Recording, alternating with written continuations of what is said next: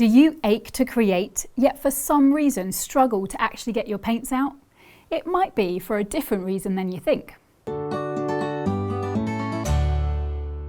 Hi, it's Annamason. If you're struggling to make art making a regular part of your life, even though you've been longing to do it for years, maybe decades, you're not alone. I've taught thousands of artists to learn to paint over the years, and I've seen firsthand what can get in the way. So in this video, I'm going to run through the top 5 creative blocks to the learning process and give you pointers on how to bust through them. I don't know any artist, including professionals and hobby artists, who hasn't encountered one or more of these blocks at some point. It goes with the territory. And I want you to note that all these blocks are actually internal. They seem like they're real and based on external reality, but most of the time they're actually just thoughts. And thoughts don't have to be believed. In fact, it's sometimes the case that your block is actually different to the thing you think it is. So let's run through the 5 blocks. What's the point? I won't be any good anyway.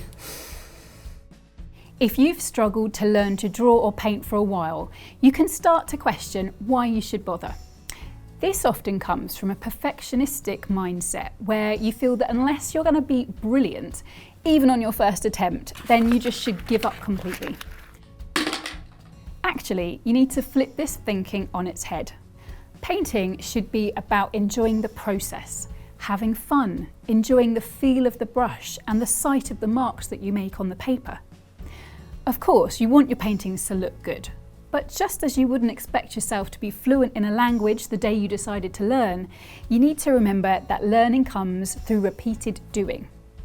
Ask yourself this: if you spent an entire day thoroughly enjoying the process, time passing really quickly, and you learning a lot, but not producing a painting worthy of hanging on your wall just yet, would that be a wasted day? I don't think so.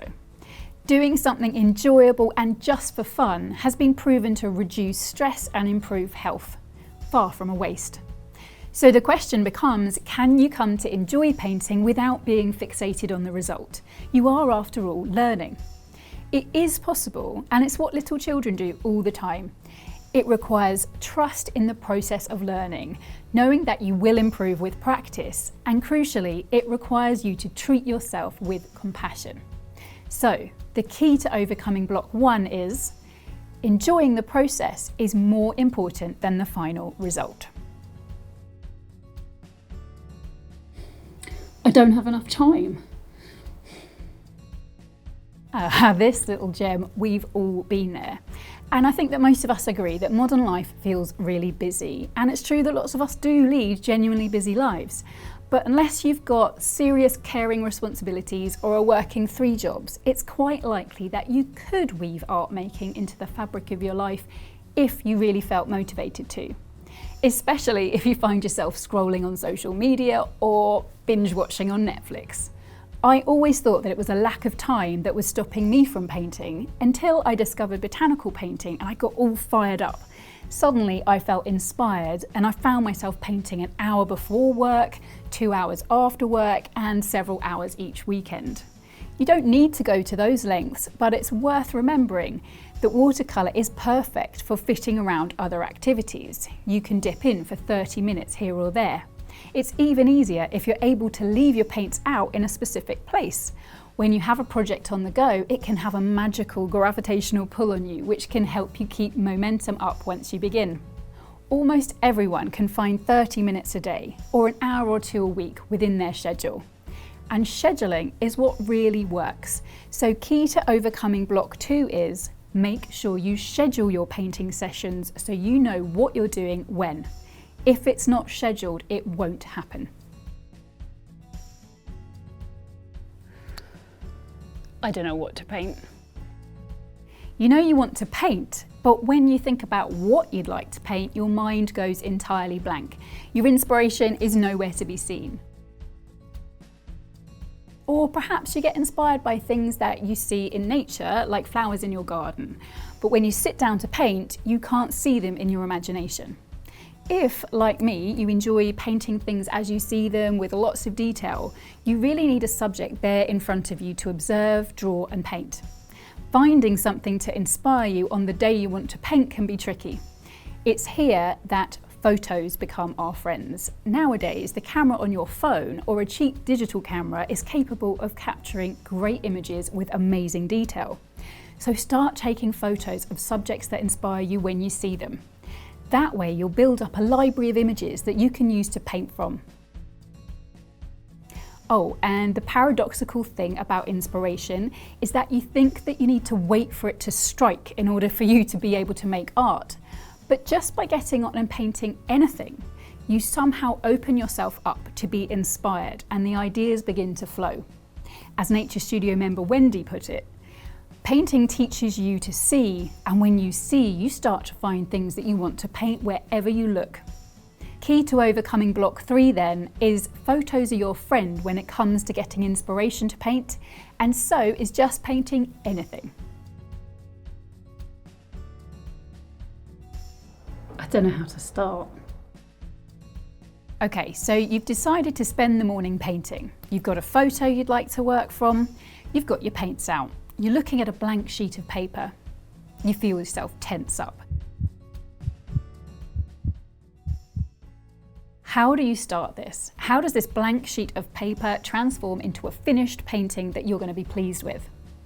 A blank piece of paper can feel overwhelming, and overcoming these feelings is all about using a method that you trust and understand. If you had all the time in the world, like I did as a child, you'd be able to work it out in time. But as a shortcut through that process, it's really helpful to learn from a good teacher that explains a method to you in a clear, structured and unambiguous way. Not just what to do, but why you're doing what you're doing. So you can bust through block 4 by using a method that you can trust and understand. There are many methods out there, and of course I know from many years of experience that my structured process can give you the confidence to look at that clean sheet of paper and know exactly what you need to do first and second and third, etc. Which leads me on to... This looks terrible. I'm giving up. I know that learners often hate the sight of their paintings when they're in the halfway stage. This is usually a point where if the painting were actually left at this point deemed finished, it would undoubtedly not be a good rendition of the subject, with dark patches and light patches and generally looking pretty messy. But that's just the point, it's not finished, it's only part way through.